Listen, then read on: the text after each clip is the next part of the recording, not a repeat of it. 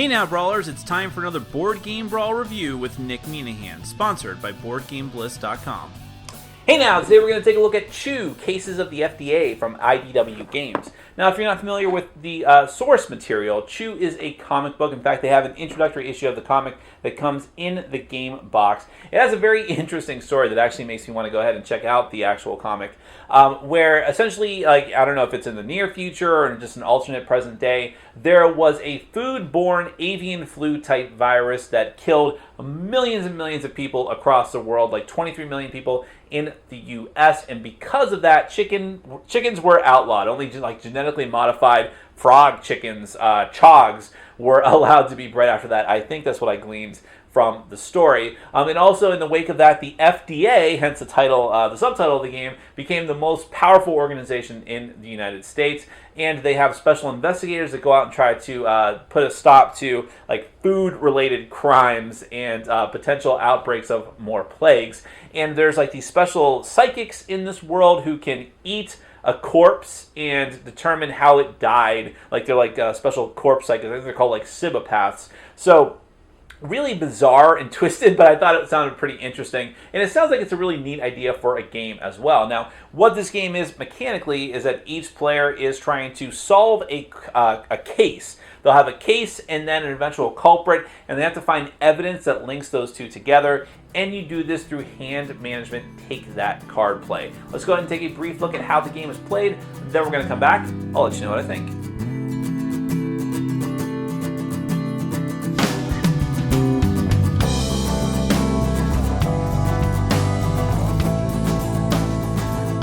All right, I'm going to give you a brief rundown of Chew, Cases of the FDA. This is a competitive game. The goal of the game is to connect your clue with your culprit. So everyone's going to get a clue card. I'm sorry, I'm blanking out. I think it's called a clue card. They'll say something just generic. It'll just say the case of the contaminated corpse. I guess that's not very generic, or the mystery of the murdered mascot.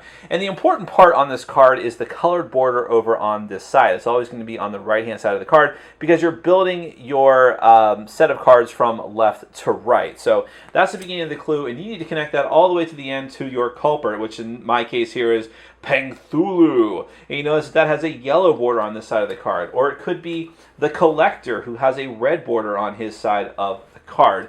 You need to bridge this gap. But not just that, you have to get at least 20 points worth of cards connecting these two. So once you get to 20 points, as long as that last card, the last clue card, has a border that'll match up to your culprit, you can instantly win the game.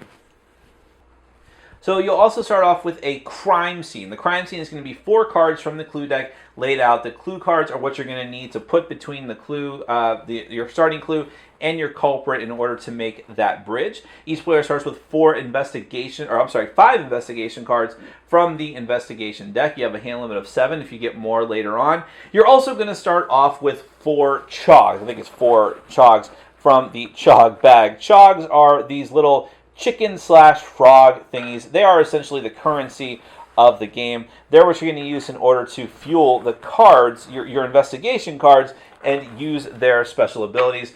If the chog pool ever runs out, the main bank, then whenever you would gain more chogs, you take them from the other players. It's a very important distinction in this game. And I'm sorry, it's actually 3 chogs each. I knew I would mess something up like that. But okay, everyone gets 3 chogs. You get your 5 investigation cards, and then you're going to start the game. Now, whoever's going to go first and on every other player's turn, the very first thing you do is requisitions. Requisitions is essentially you get 3 points to spend. You can use those points in any combination of getting more chogs or taking more cards from the investigation deck. Remember that if there's no chogs left in the bank, you have to take them from the other players. And you have a hand limit of 7, so as soon as you get done drawing, if you're drawing cards at all, then you have to discard down to 7 if you have more than that. Next, you get to play your cards. You can play as many investigation cards as you want, as you can actually pay for. So let me show you the different examples. Now, most of the cards are just these sort of general action cards that will give you a special ability after you pay for them. Oh, let me point this out right away. A lot of the cards have little symbols up here in the top. One of them looks like a shot glass. One of them looks like a pepper. Those are silly variants that I'm not even going to bother to talk about very much, but where you, every time you play one of those cards, you have to bite a hot pepper or take a shot, don't worry about that. Over here in the other corner, you have the cost of the card in Chog. So if I wanted to cast this card, play this card, I'd have to pay that many Chogs back to the bank, which makes them available again. Then under here we have the name of the card, and then the special ability, and then story blurb, and then the special ability at the very bottom. This one says you steal a partner card that's in play. The FDA agent, discard a bad guy in play or discard and replace one clue in the crime scene, which is the row out there. The Chog farm, double the number of Chogs that you have. Of course, it costs 0. New lead, discard and replace one clue in the crime scene. You may make one extra connection this turn. That'll make sense in a little bit. Here you have partners. Partners stay in play and give you continuing abilities. And on top of that, they count towards your total number of points that you need for completing your connections. So you have John Colby here. Bad guys and pains in the ass cards may not be played on you. Yes, there are cards called pains in the ass. Amelia Mintz, when making a connection, you may take a clue from the top 3 cards of the discard pile. Tony Chu, the Sibopath. This is actually an action card, not not one of the partner cards, but discard and replace all clues in the crime scene, then draw investigation cards until you have 7 in your hand. Here's another partner, Cesar Valenzino, whatever. When you requisition, you get your choice of 2 extra Chogs, 2 extra investigation cards, or 1 of each. So now let's talk about the pain in the ass cards. Notice that these have borders just like the clue cards. This means that you put them into another player's tableau, and it has to match borders. You can't just throw it willy-nilly into someone's tableau. So for instance, I'd have to match blue to blue, and what it does is it reduces their amount of points. Remember that you need to get to 20 points, so this will put them at -2. Then there's some. Now these borders here are wilds. For these and for the normal clue cards, you can match these up with any other color. You see this one here is -4, which really sucks. Then you've got bad guys, which are even worse. Bad guys are dead ends. So if someone sticks this into your tableau, they are dead-ending you. You cannot continue making connections until you get rid of them. The only way you can do that is either with a card like the, I think the FDA agent, which gets rid of them, or you can pay Chogs, that amount of Chogs, in order to get rid of it on your turn, which is usually very expensive. And here's another example of bad guys. But once you get done playing cards, for better or for worse, now it's time to make a connection. You get one automatic connection, or you get one connection. Then if you have special abilities from your cards, you can potentially get more connections. But all this is looking at the lineup of cards and deciding whether or not you have one that is eligible to put into your tableau of cards. So in this case, because I have a purple border on my starting clue, the only one I could take is this one that has a wild on this side, and it is only worth 3 points because the wilds tend to be worth less points. Remember this, I have to get to 20. Now if I had an extra connection, the rules are a little bit nebulous on this. We ruled it that if you have an extra connection, then the lineup fills right away, although the rule book seems to suggest it doesn't happen until the end of your turn, but we're okay with that. But in either case here, I don't have another card that has purple on its left-hand side, so I can't do anything else right now. I'm kind of stuck. That's why sometimes you want to play cards that will flush out the lineup to make sure that you have cards you can actually put into your tableau. But in any event, once you're done making your connection or possible connections, then play is going to go to the next player. They'll do the same thing, requisitions, play cards, try to make a connection, and so on. The first person who can make 20, let's just theoretically say this is all matching up. The first person who can successfully make 20 points worth of cards and connect their final guy, their final culprit onto that tableau is going to be the winner of the game instantly. Other players can try and stop that from happening, of course. But that, in a nutshell, is Chew. I didn't mean to make a food pun there. Chew cases of the FDA. Let's get to my final thoughts.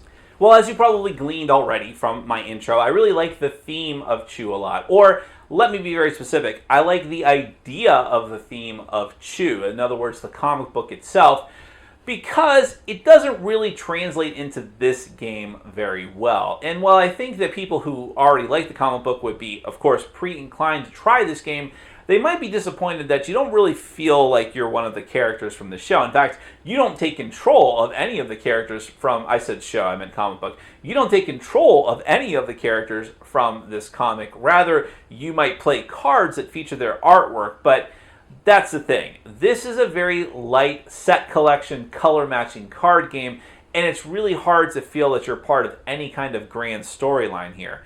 I'm not too upset about that because I kind of knew what the game was going in, but I'm just saying that if you really love the source material, you might be disappointed that you're not going to feel like you're any of these, popular characters. I don't even know them by name after having played the game a couple of times because I never was them. I was only playing cards that might have featured them on it, and some of them didn't even have feature the characters by name in the case of some of the action cards. But okay, moving on. The rest of the components, the artwork looks good. I mean, they're just reusing artwork from the comic, but I thought that it looked pretty good. It's a really high quality. I love the little chog things. That was completely unnecessary. They could have used coins or something else, but I love that they did. They're really neat. It comes with a bag for no applicable reason, or maybe you're supposed to put them in there, but we never bothered with it. But okay, that's fine too. So I like all that. Although, again, I'll say, and this is a common thing with IDW, this box is way too big for the amount of content you get other than the comic book, and maybe that's why they wanted to make it that big, but it's really oversized for the amount of game that you get.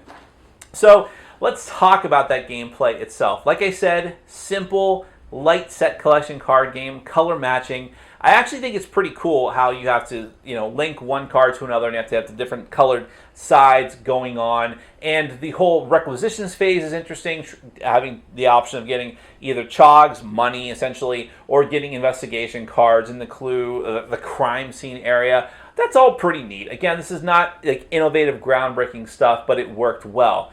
The issue that I have with the game is that it is completely random. I mean, this is like the epitome of a take that card game, in the sense that you have no control over whether someone is going to throw down the bad guy cards or the pain in the ass cards on you, and literally pain in the ass cards on you. The only way that you can possibly dodge from that is there's like one partner that makes you immune to that, but also just by random chance, they may not be able to link one of those cards to you because you still need to color match the bad guys and the pain in the ass cards. But that's another thing too, is that when it's very easy for someone to get an insurmountable lead in this game, or almost insurmountable, because you can gain a lot of points all at once. Again, very, very random. And you're like, well, okay, take that card game, all we gotta do is stop them. Everybody gang up on him. But if you don't have the right bad cards, the negative cards, to link up to what they've already put down there, there's nothing you can do. Then one of the games, someone had a very, very clear lead, and we're like, okay, got to stop them. That's great. I got 2 bad guy cards in my hand, and the colors don't match at all, so I can't do anything there.